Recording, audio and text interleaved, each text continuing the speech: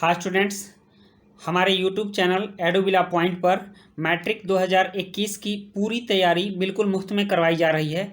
और उसके अंतर्गत आज हम लोग करेंगे इतिहास विषय की, सोशल साइंस के इतिहास विषय की चैप्टर 1 यूरोप में राष्ट्रवाद को।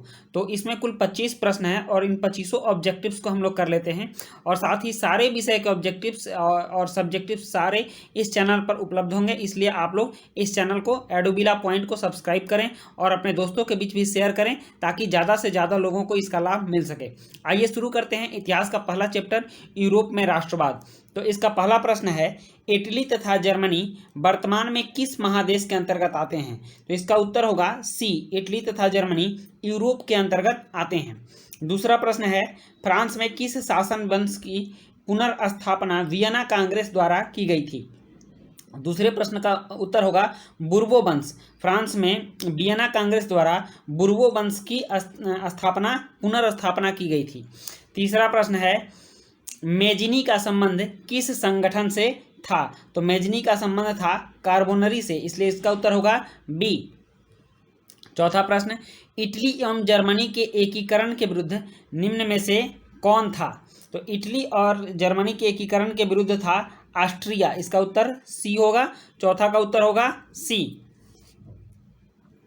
नेक्स्ट है पांचवा क्वेश्चन है, काउंट काबूर को विक्टर इमैनुअल ने किस पद पर नियुक्त किया? पांचवा प्रश्न है, काउंट काबूर को विक्टर इमैनुअल ने किस पद पर नियुक्त किया? तो इसका उत्तर होगा सी, प्रधानमंत्री। काउंट काबूर को विक्टर इमैनुअल ने प्रधानमंत्री बनाया था।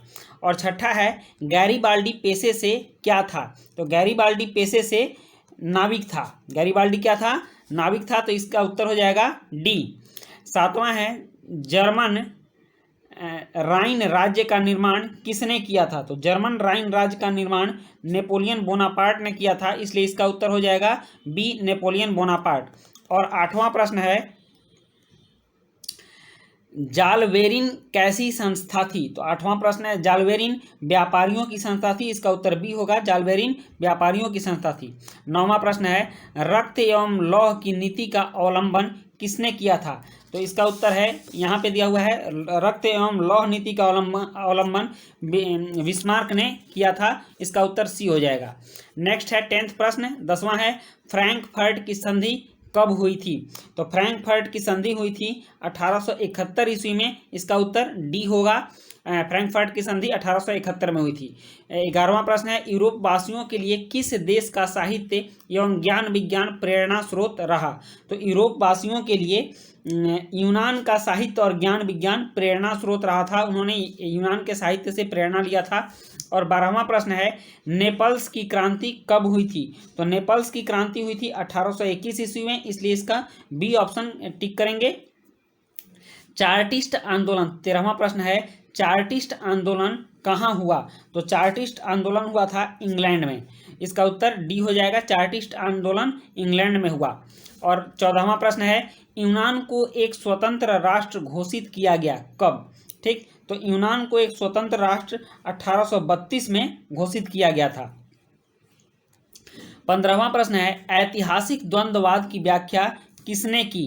ऐतिहासिक द्वंद्ववाद की व्याख्या हीगेल ने की थी, इसलिए इसका उत्तर ए हो जाएगा। और 16वां प्रश्न है, एड्रियानोपुल की संधि कब हुई थी? तो एड्रियानोपुल की संधि 1829 ईस्वी में हुई थी, इसका उत्तर बी होगा।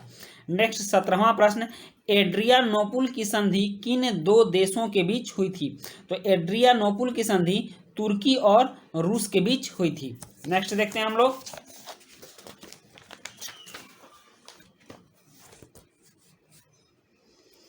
अगला 18वां प्रश्न है कि सेडान का युद्ध किनके किनके बीच हुआ था? तो सेडान का युद्ध हुआ था फ्रांस और प्रसा के बीच, इसका उत्तर सी होगा, सेडान का युद्ध फ्रांस और प्रसा के बीच हुआ था। 19वां प्रश्न है, किस देश का हंगरी पर पूर्ण आधिपत्य था? तो हंगरी पर पूर्ण आधिपत्य था ऑस्ट्रिया का, इसका उत्तर बी हो जाएगा, हंगरी पर पूर्ण आधिपत्य ऑस्ट्रिया का था। और 20वां प्रश्न है, पोलैंड के विद्रोह को किसने कुचल दिया? तो पोलैंड के विद्रोह को रूस ने कुचल दिया था, इसका उत्तर ए हो जाएगा। और 21वां प्रश्न है, सन 1870 में फ्रांस और प्रसा के बीच युद्ध कहाँ हुआ था? तो सन 1870 में फ्रांस और प्रसा के बीच सेडान में युद्ध हुआ था। इसका आंसर हम लोग ए लगाएंगे, सेडान। 22वां प्रश्न है, किस युद्ध के बाद जर्मनी का एकीकरण पूरा हुआ? तो जर्मनी का एकीकरण पूरा हुआ था सेडान का युद्ध के बाद।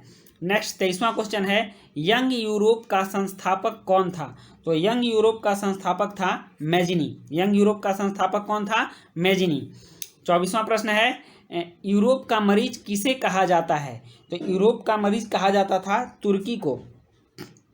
इसका उत्तर ए होगा, यूरोप का मरीज तुर्की को कहा जाता है। और 25वां और अंतिम प्रश्न है इस चैप्टर का, वियना कांग्रेस कब हुआ था? तो वियना कांग्रेस हुआ था 1815 ईस्वी में। इस तरह से आपके ये चैप्टर, पहला चैप्टर समाप्त हुए। और इस चैनल पर आपके सारे चैप्टर, सारे सब्जेक्ट्स आएंगे। पूरे बोर्ड 2021 की पूरी तैयारी करवाई जाएगी। ऑब्जेक्टिव और सब्जेक्टिव सारे प्रश्नों की तैयारी, मॉडल सेट भी करवाए जाएंगे इस पर।